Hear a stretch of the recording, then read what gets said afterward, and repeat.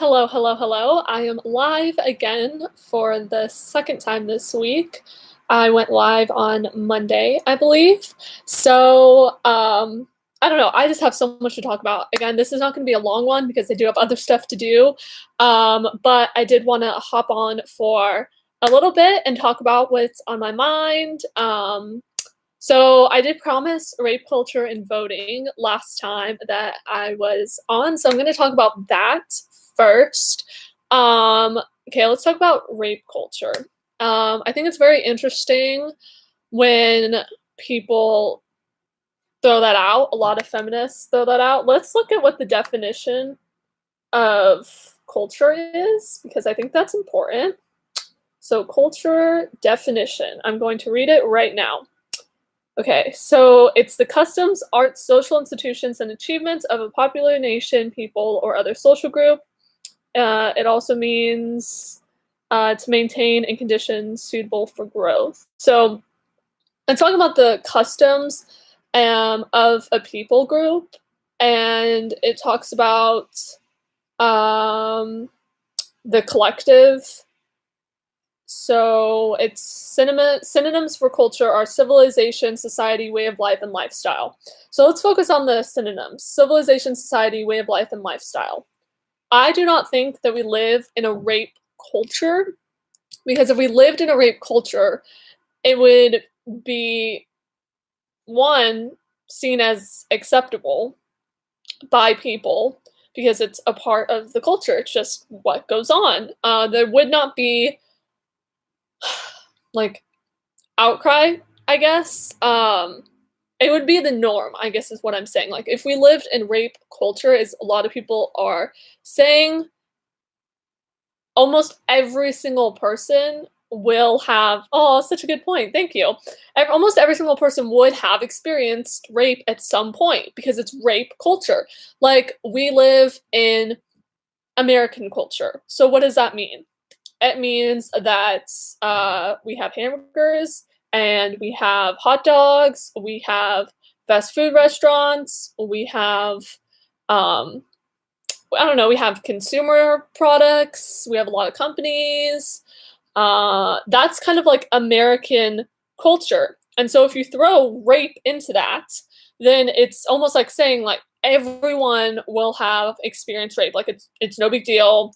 You see someone getting raped on the streets, like, oh, another person getting raped. Yeah, you may care about it, but it wouldn't be seen as out of the ordinary. Um, and it's still out of the ordinary. There are, I would say, countries in the Middle East that do have more, that have a rape culture. Um, yeah, I've heard lots of stories of people going to India where they were fearful of being raped, a female by themselves. If you are a female and you cannot walk anywhere by yourself in a country without the fear of being raped, pretty sure that's a rape culture. We do not live like that in America, okay? Um, it's not the case. I'm a paranoid person, and quite honestly, I have never even gotten, like, even thought that that was a possibility. Um, Now, I'm not saying that it doesn't happen because, of course, it happens. People kill people all the time, but we don't live in a murder culture. We don't live in it where everyone's getting murdered left and right. Now, I mean, you can make cases for like Chicago being a murder culture, but that's just one city. We have a homeless culture in some cities like San Francisco and LA. So you have sub pockets of places that have certain cultures that don't represent America as a whole. Um, but I wouldn't say that we live in a rape culture. This 1 in 5 women being sexually assaulted on campus has been, that statistic has been debunked. It's not a good statistic. It was a very bad sample size of one particular college, and it was not supposed to be used as this blanket statement for everyone to uphold. I have a lot of friends, and none of them have been sexually assaulted. And you could say, like, oh, maybe it's who you hang out with. And yeah, that's true. maybe depending on who you hang out with, you do have, out of your 5 friends, one person who has been sexually assaulted. But if you broaden that spectrum and you look at a bigger sample size, you will realize, okay, maybe it's not actually 1 in 5. It was just 1 in my 5 friend group. So I think that's also important to look at. You can't just look at a small, narrowing fraction of a statistic. We have emergency things on campus, and I've never had to use them. I've had really late night classes, and I've walked all the way across campus and felt totally fine. Yeah, honestly, I felt in more sketchy situations in Rome than I have in America. So I don't know, just put that out for you. And so yeah, that's all. I don't know what else to say about rape culture. I mean, if you've gotten raped, that's really sad and it's a horrific crime, and we need to take it seriously. But to say that we live in a rape culture is just such an ignorant use of words, to be honest. It's putting words together that don't fit. And if you have been sexually assaulted and you have been raped, then it's your duty to go to the cops. Because if you saw someone get murdered and you don't go to the cops because you're, whatever the reason is, you're too traumatized, you don't think it will do any good, you don't want your name, you don't want to go to court because, if you're a witness to a murder, you're going to have to go to court. People are going to interview you. It's going to be a big deal. It's going to mess up your life for a little bit, but you're doing justice. And also, like, you could go to jail for not reporting a crime like that and holding back and lying to police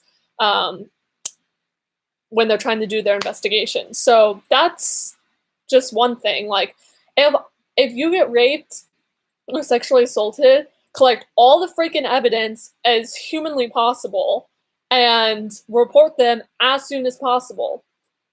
I know it's probably going to be really traumatic, but it's going to be better in the long run, because if you are raped and you don't say anything, then that person is still walking free. Just like if someone murdered someone and you don't say anything, that murderer is still walking free.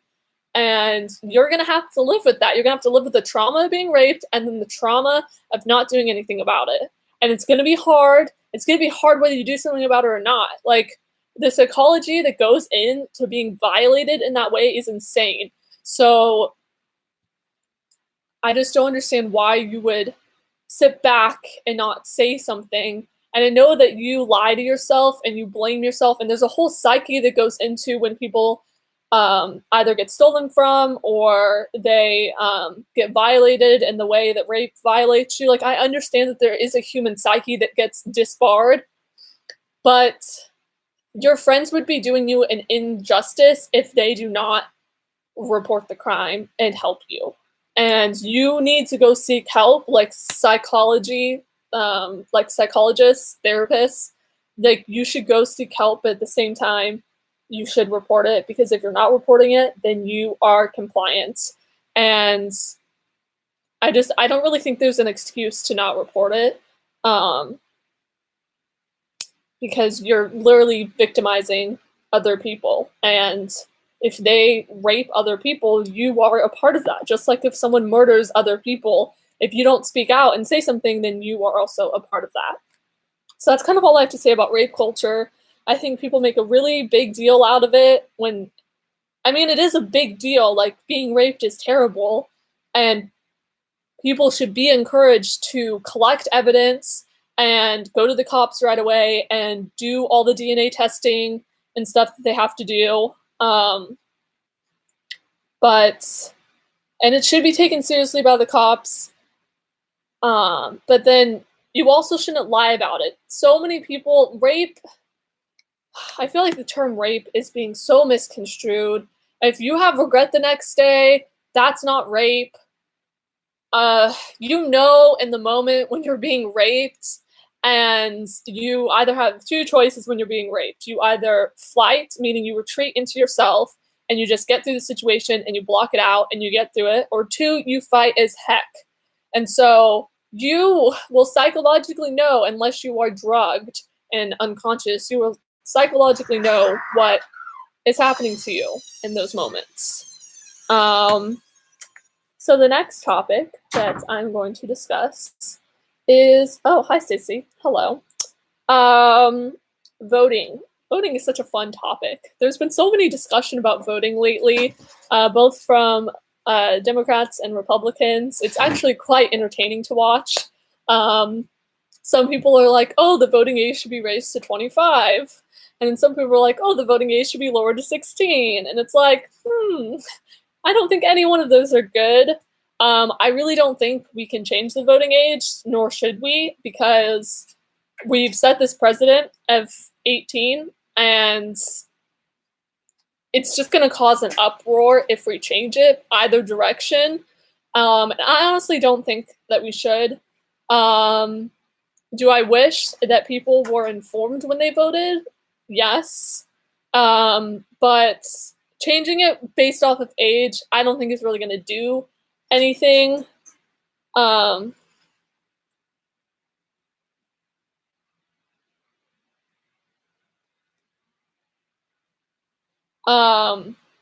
But yeah, so that's, I don't know, that's just kind of my thing on voting. I've heard people make arguments of no taxation without representation, no representation without taxation.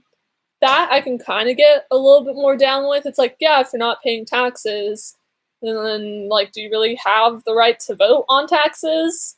Because it's not affecting you, but voting doesn't just affect taxes, it affects laws and policies and all that jazz. But yeah, I think it comes into tricky territory when you talk about the voting age changing. I mean, it was a really big deal when the age dropped from 21. And honestly, for good reason, because if you're going to die for this country, you should have a right to vote, in my opinion. So it's all very interesting. A lot of people have been like, oh, you should have an IQ test. But just because you're smart does not mean you're informed. Like, you could have a really smart person who's just asinine to politics and doesn't even care at all and still votes without knowledge, even though they're smart. So honestly, I think it's about being informed more than anything. You should know what you're voting for. You should do research, and a lot of people don't like to do research. That's why they align themselves with a political party, so their political party can tell them how to vote, which is unfortunate, because then you lose the individual aspect of thinking. That's why I really don't like political parties. Like, I hate the whole idea that, like, if you're a Democrat, you have to vote this way if you're in Congress or a House of Representatives or something. It's like, no, you should be voting how you pitched yourself to your constituents and what is going to be best for your constituents. You shouldn't have to vote based off of party alliance. This is why I like independence so much, because if you're an independent, you are only serving yourself and the people who voted for you. So it's that mutual partnership. I mean, that's why we have representatives. If your representative isn't representing you, then like, what's the whole point? It's like, might as well just have unelected officials doing whatever they want, which is kind of what we have sometimes. But like, I would love to see both Democrats and Republicans have split votes. It would be great if a bill was proposed and you had some Democrats voting this way and some Democrats voting that way, same with Republicans, because it would show people that you're not married to your party, that you are your own person and that you are voting for your constituents and what you ran off of versus just the crazy nonsense. So that's what I have to say about that whole deal.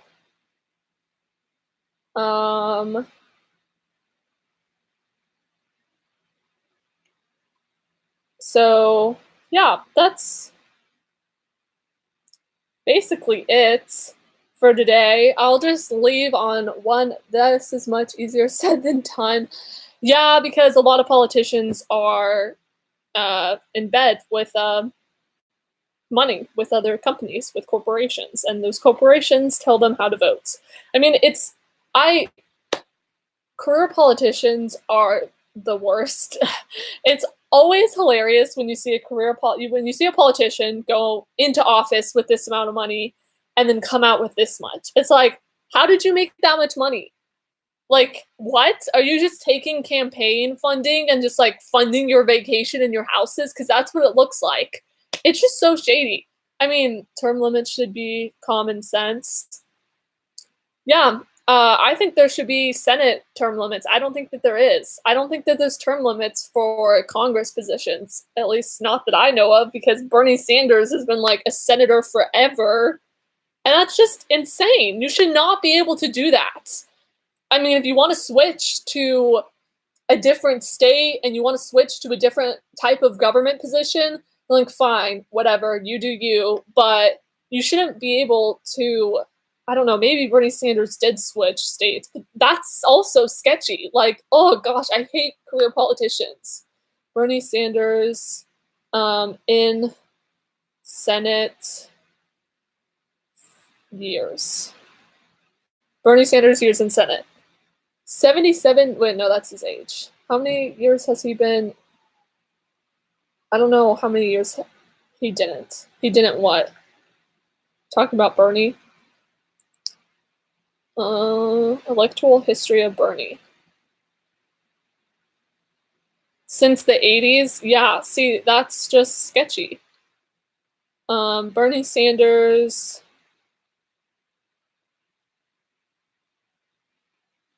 Yeah.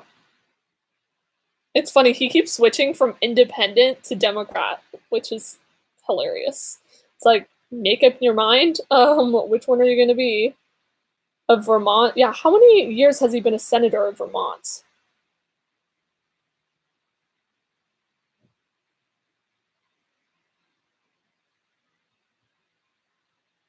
I literally cannot find how long he's been a senator. Oh, since 2007. Okay, so he's been a senator in Vermont since 2007. I don't know what he's been doing before 2000. Oh, he's been in the House of Representatives. Oh, so he switched since 1987. I don't know. That's just crazy. I think being a career politician is just so sketchy. Like, I trust someone way more if they were a businessman beforehand for like 10 or 20 years, if they were a lawyer for 10 or 20 years, a doctor, a teacher, even like something. Like, have a normal job for a significant amount of time versus being a politician for a majority of your life. Like, that's your career, is being a politician. Like, they're gonna say and do whatever they have to do to get votes. I mean, let's be real. You cannot trust people like that. It's, I don't know, it's just ridiculous. Like, I trust someone who is not a career politician. It takes years to build up your votes, that's why. I mean, yeah, it takes years to build up your votes, and now he has a fan base. I mean, he has a huge following, and it's kind of scary and crazy at the same time. And you don't really quite understand it.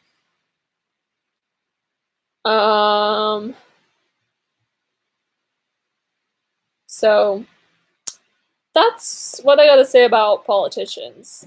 Evil business is what I wrote down. So evil business. Bernie was in SoCal, and all my friends attended. Yeah, I'm not surprised. When the elections were happening in 2016, there were a ton of college students who were for Bernie. It's like, I wonder why, because he's saying free college. Like, there's something I hate a lot. It's free college. I'm so against free college. It's insane.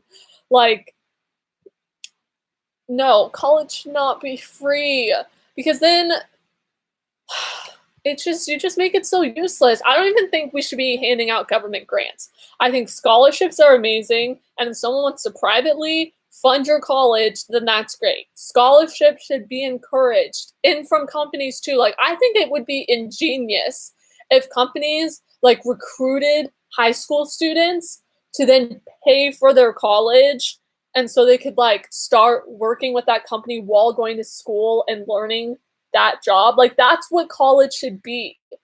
It should be either you pay for it yourself or a company or a private citizen sponsors you to go to college. It should not be the government. It is not a right to go to college. You do not have a right to go to college. I mean, like, what is this? This is ridiculous. So I think free college is ridiculous. I do not want to pay for someone else's free college, especially if you don't even go to college. Like, let's say you don't go to college and you make a really good living, and then what? You have to pay for someone else's education to get a stupid degree?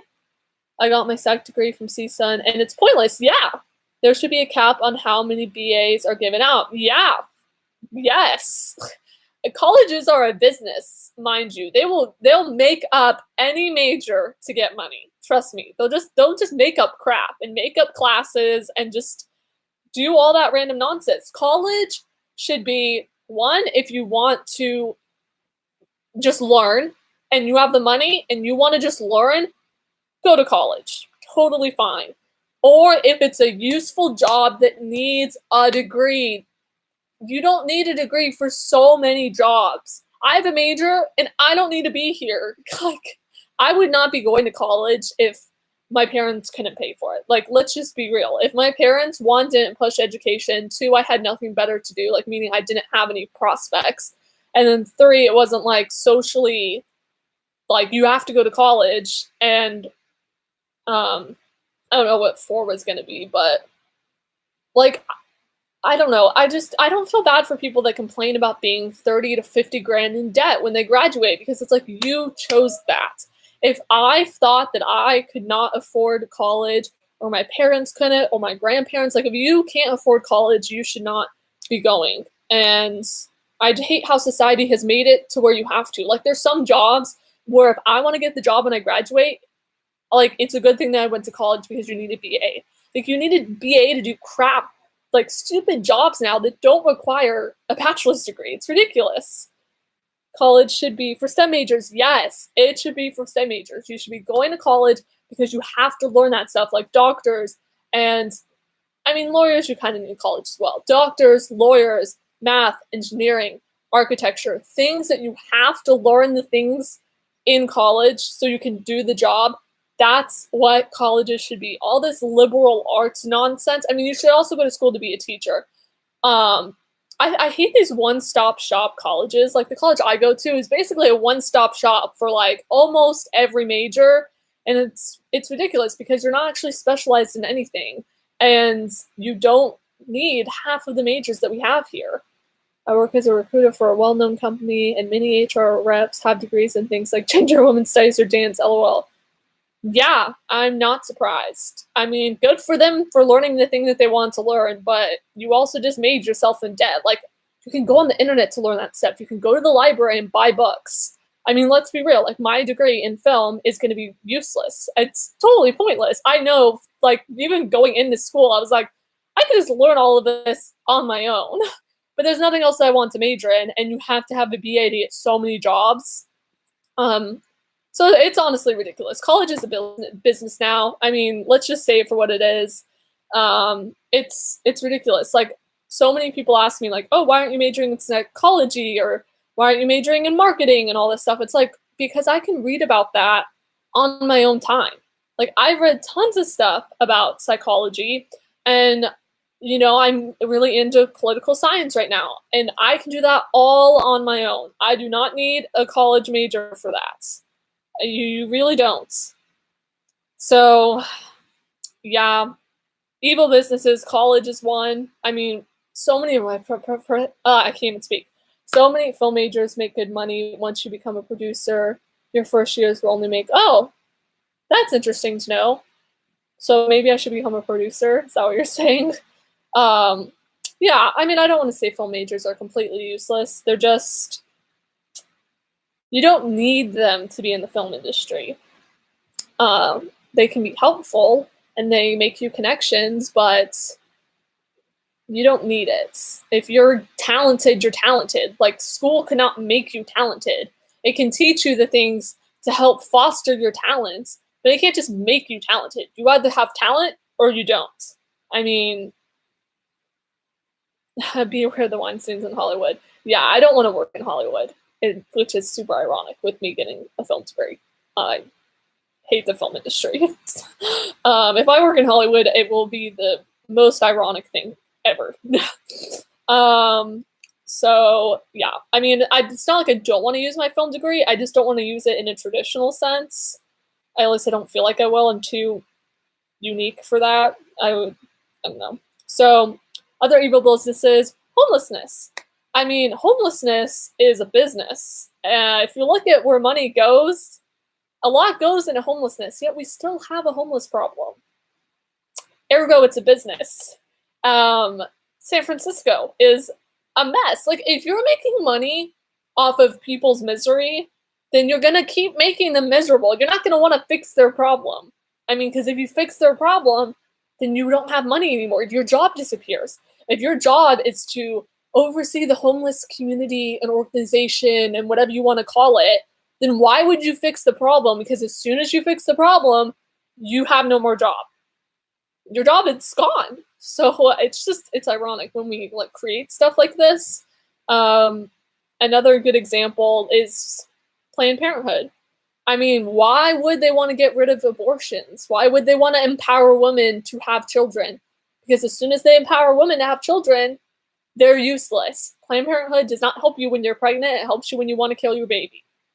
Let's just be real. If I was pregnant right now and I walked in, I was like, can I have some pregnant vitamins? And can I have like ultrasound pictures? And can you help me deliver my baby? And like all this crap. They'd be like, sorry, we can't help you. You're going to have to go somewhere else. It's like, what? Yeah, they're going to want to have abortions a lot. Because that's how they make money. And so why would you fix the problem when you make money off of it? You're going to want to perpetuate the problem. You're going to want to have more people get pregnant, and you're going to want to have them have abortions because it makes you money. So I don't really understand the logic behind funding, like government funding of social problems. It's just, it comes from such a, like, I understand that people care about it, but then when you hand that power over to someone else who probably doesn't care about it or cares about it this much, the problem's not going to be fixed. That's why I believe in charities. And you give money to charities, and if that charity is doing a good job and actually helping the problem and finding a solution, then you keep giving your money to them. And if they're not doing that, then you don't give their money to them, and then they collapse. That's what it should be like. We should be like, wow, this homeless problem in San Francisco isn't going well. We're not going to give you money anymore. But we can't do that because they're taxing us and we're forced to give them money. And they can do whatever they want with that money, which is why I'm so against it. So against it. Major in something that can be used in different industries. Well, I'm also minoring in journalism. So, you know, I mean, I don't feel like my major is completely useless. I am learning stuff, and I feel like it can help me in other stuff. Legally, charities only have to give 10% of their donations. What do you mean only have to give 10% of their donations? You mean they can just take the money and do what they want? I don't understand what you mean. Like, so people give them money and they only have to use 10%? They can keep 90 to do what? Do whatever they want with it? That's really messed up. There should be laws against that. I'm not saying charities are perfect. There's definitely a lot of charities that are messed up. I mean, it's for profit, yeah, and it shouldn't be. Again, people making money off of other people's misery. So that's why you should be able to look at the charity that you're giving money to and be like, huh, the problem's not being fixed, pull money. Like, I still think charities are good. To say that all charities are bad is not really a good thing. Like, I've witnessed some good charities, and obviously there's some shady ones out there, but yeah, I mean, you do get into the position as well that those people working for those charities, that's their job. And when something's your job, things get tangled. I mean, you see that all the time with people's hobbies. You have a hobby, that hobby becomes your job, and then they collide. And you're like, wait a second, like now this is no longer fun. And now like I have to keep manufacturing this hobby of mine to make money because they're intertwined now and it's not fun anymore. Like it's my job. What used to be a relief from the hard day of work is now my hard day of work. And so then you're stuck. You're like, do I find a new hobby? Because this hobby became my job. So it's kind of the same thing. CEO of Red Cross makes hundreds of thousands in salary. Yeah, and I don't think that they should. It's a business. There is money in people's misery. Psychologists are racking up money, especially now. I mean, with everyone having anxiety and depression and this disease and that disease and this crisis and that crisis, I mean, from the outside, it seems like a really good time to be a therapist because so many people have issues.